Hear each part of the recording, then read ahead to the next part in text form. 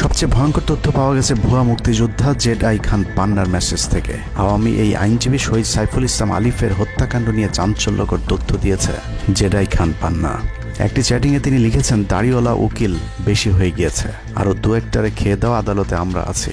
এখন অল্প কদিন জেলে থাকলেও 30 তারিখের পরে পুরস্কার পাবা। আরেকটি মেসেজে তিনি লিখেছেন, সুযোগ হাতছাড়া হয়েছে তোমাদের কারণে। কালকে সব হয়ে যেত, পরিকল্পনা ছিল কুপিয়ে মারার পর হিন্দুদের বাড়িতে হামলা হলে ভারত থেকে ট্রুপ চলে আসবে। ওরা যেহেতু হামলা করেনি, তোমাদেরই উচিত ছিল নিজেরা নিজেদের বাড়ি ঘরে আগুন দেওয়া। পেছনের ঘটনা বাদ দিয়ে 30 তারিখের পরিকল্পনায় মনোযোগী হও সবাই। শহীদ আলিফ হত্যাকাণ্ড নিয়ে আরেকজন লিখেছেন, কালকে আদালতে একটা লাশ পড়বে। হিন্দু ভাইদের পাশে আমাদের সবাইকে থাকতে হবে, ব্রিগেড মেজরের কমান্ড মেনে চলতে হবে। 30 তারিখের কর্মসূচি নিয়ে গ্রুপটিতে সশস্ত্র যুদ্ধের মাধ্যমে দেশ দখলের ভয়ঙ্কর সব আলোচনা করার ভিডিও হাতে এসেছে আমাদের। তারা বাংলাদেশে অস্ত্রগুলি আছে, এই অস্ত্রগুলি কোথায় আছে আমার কাছে অলরেডি খবর আছে। আমি নিউজ দিচ্ছি গোয়েন্দাদের মাধ্যমে। তারা বলেছে 5000-এর বেশি তারা অস্ত্র আছে, M60 রাইফেল, সাইবার রাইফেল আছে, 47 রাইফেল আছে, তাদের কাছে অত্যাধুনিক আলোচকদের একজন বলছিলেন, সাবেক এবং বর্তমান পুলিশের সমন্বয়ে 1700 অস্ত্রধারী গ্যারিলা প্রস্তুত করা হয়েছে 30 নভেম্বরের জন্য।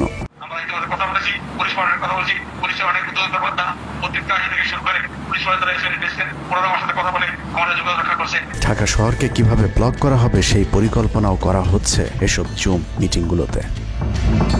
আমাদের কাজ হলো আব্দুল্লাহপুর, আব্দুল্লাহপুর, আশুলিয়া, টঙ্গী আছে, আমরা উত্তরা, ওইটা একটা ব্লক দিবেন, তাহলে আমরা খুব সহজে আমাদের কাজ সফলতা পাবো। সশস্ত্র যুদ্ধের জন্য পুরো দেশকে মোট 10টি বিভাগে বিভক্ত করা হয়েছে, যেখানে একজন করে ব্রিগেড মেজর নিয়োগ দেওয়া হয়েছে, যাদের সবাই দেশেই অবস্থান করছেন। এর মধ্যে গ্রুপে প্রাপ্ত জেড আই খান পান্নার নম্বরটিতে মেসেজ পাঠানো হলে মুহূর্তেই সাড়া দেন তিনি। কল করতেই গড় গড় করে সবকিছু স্বীকার করেন।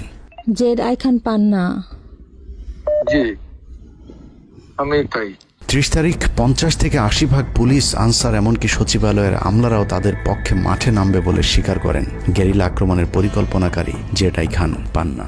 আপনারা কি কোনো গেরিলা ইনভেশন হামলা করা যাবে? ঢাকার স্টুডেন্টরা যদি এখনো সাপোর্টার্স অর্গানাইজ হইতে নামে, এই অ্যাডমিনিস্ট্রেশনের 50% না 80% লোক নামে আসবে, পার্টিকুলারলি পুলিশ, আনসার এবং সেক্রেটারিয়েট থেকে। পালিয়ে যাওয়ার আগে এই ভিডিও প্রচারের সাথে সাথে রাষ্ট্রদ্রোহিতার অভিযোগে তাকে গ্রেফতার করতে হবে। তাহলে চক্রান্তকারীদের আরও পরিকল্পনার তথ্য পাওয়া যেতে পারে। ভবিষ্যতে এ ধরনের ষড়যন্ত্র বন্ধ করতে গ্রুপে থাকা সকলের মোবাইল নম্বর এবং চেহারা দেখে শনাক্তের পর দ্রুত গ্রেফতার করতে হবে। সূত্র জানিয়েছে, ডিজিএফআই প্রধানের প্রত্যক্ষ তত্ত্বাবধানে চলছে এসব দেশবিরোধী তৎপরতা। আর্মিকে ম্যাজিস্ট্রেসি পাওয়ার দেয়া হলেও তাদেরকে ক্ষমতা প্রয়োগ করতে দেওয়া হচ্ছে না, যে কারণে আওয়ামী লীগ নেতারা বেশিরভাগ এখনও দেশে থাকলেও তাদেরকে ধরা হচ্ছে না। অতএব সেনাবাহিনীর উচ্চপদস্থ হাসিনাপন্থী অফিসারদেরকে দ্রুত সেনাবাহিনী থেকে সরাতে হবে। 5 তারিখ সেনাপ্রধান যে ভূমিকা রেখেছেন তার জন্য তিনি অবশ্যই প্রশংসার দাবিদার, কিন্তু সেনাপ্রধানকে প্রমাণ করতে হবে তিনি আসলেই নায়ক নাকি খলনায়ক। 5 তারিখের পরেও সেনাবাহিনীর গুরুত্বপূর্ণ পদগুলোতে রদবদল না করা এবং গুম খুনের সাথে জড়িত অফিসারদের বিরুদ্ধে কোনো ব্যবস্থা না নেওয়া সহ বিডিআর হত্যাকাণ্ডের বিষয়ে দৃশ্যমান কোনো পদক্ষেপ না নেওয়া খুবই সন্দেহজনক। সূত্র জানিয়েছে, সেনাপ্রধানের স্ত্রীর সাথে প্রতিনিয়ত শেখ হাসিনার যোগাযোগ রয়েছে। অতএব সেনাপ্রধানকে দ্রুত তার অবস্থান পরিষ্কার করে সেনাবাহিনীর গুরুত্বপূর্ণ পদগুলোতে নতুন করে নিয়োগ দিতে হবে। সেনাবাহিনীর জুনিয়র এবং মধ্যম সারির অফিসার এবং সৈনিকদের সবসময় দেশের স্বার্থে যুদ্ধের জন্য প্রস্তুত থাকতে হবে।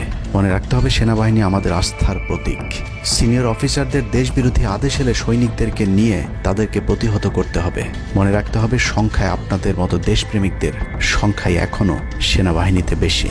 দেশের যে কোনো প্রয়োজনে সেনাবাহিনী যদি জনগণকে ডাক দেয়, তাহলে এ দেশের প্রতিটি মানুষ জীবন দেওয়ার জন্য প্রস্তুত রয়েছে।